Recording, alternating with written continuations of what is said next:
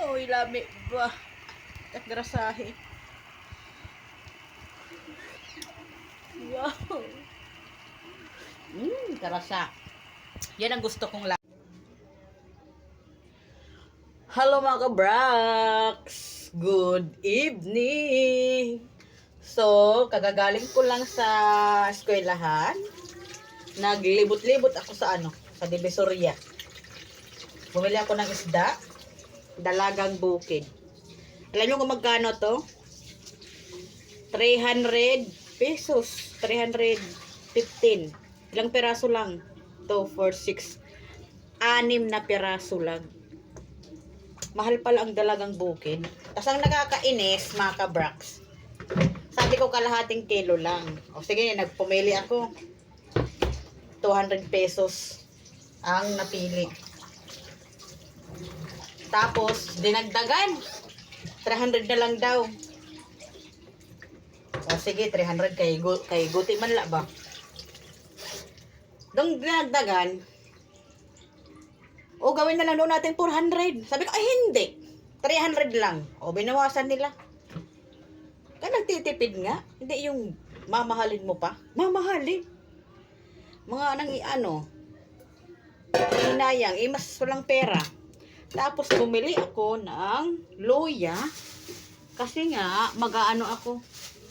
Magpapaksiw. Ito luya. Oh. Ewan ko kung mura na to sa inyo or mahal. 30 pesos. 30 pesos. Yan. Tapos, bumili ako ng tahong. Kaya magluluto ako ng tahong. Ito, 1 kilo, 50 pesos. Diba?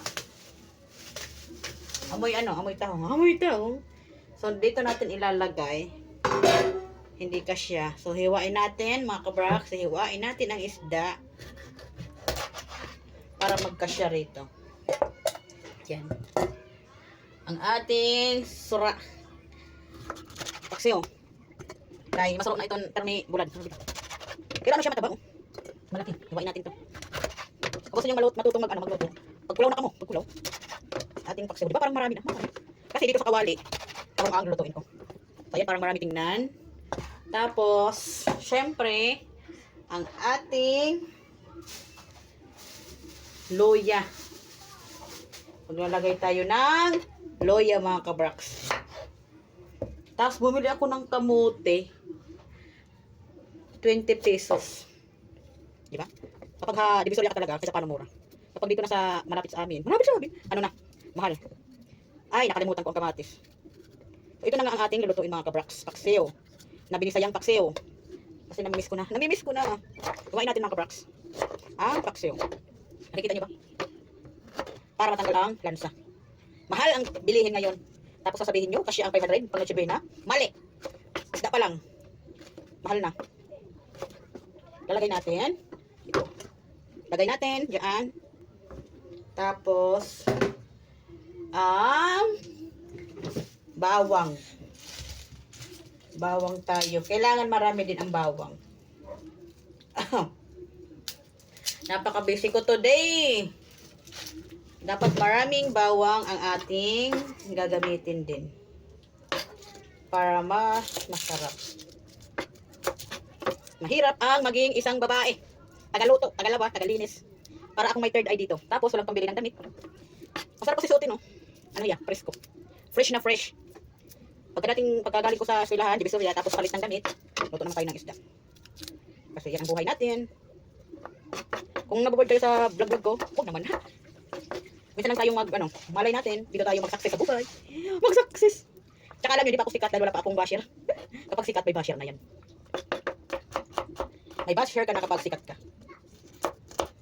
Ang ating ulam ay binisaya lang. Bisaya. Simple lang. Lagay natin yan dito. Para magmukha siyang yummy. Tapos, syempre, ang suka. Riel, wala ita suka. Palit. Walang suka. Suka sa amin tawagin. Dito ko alam Tagalog ng suka. Suka? Suka? Kulang ng suka. So, marinate na lang muna. Marinate. Lagyan natin ng asin. Nasaan ang asin natin na mahiwaga? Ayan o.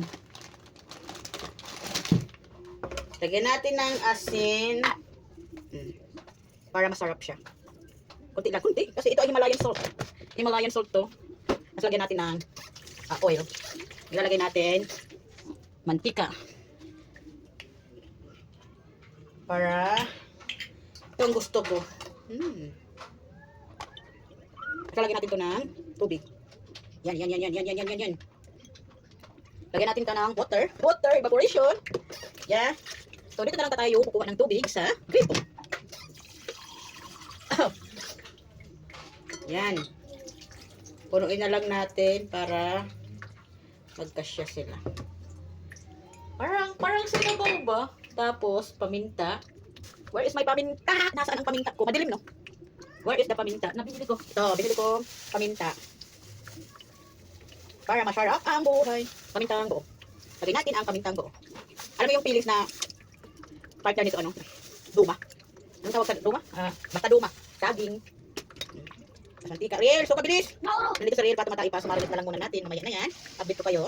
Tapos syempre, lalagyan natin yan ng magic syrup. Lagyan natin ng magic syrup ang buhay natin.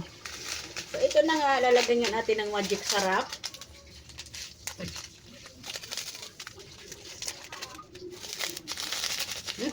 Nabati.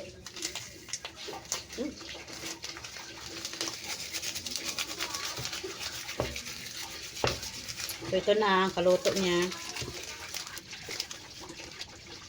So, wait natin ang ating suka. Tapos, mamaya, ang ating tahong lulutuin natin. Bye-bye. Yan na. Yan ang gusto kong kaluto. Oh. Yan, malapit nang maluto ang ating paksiw.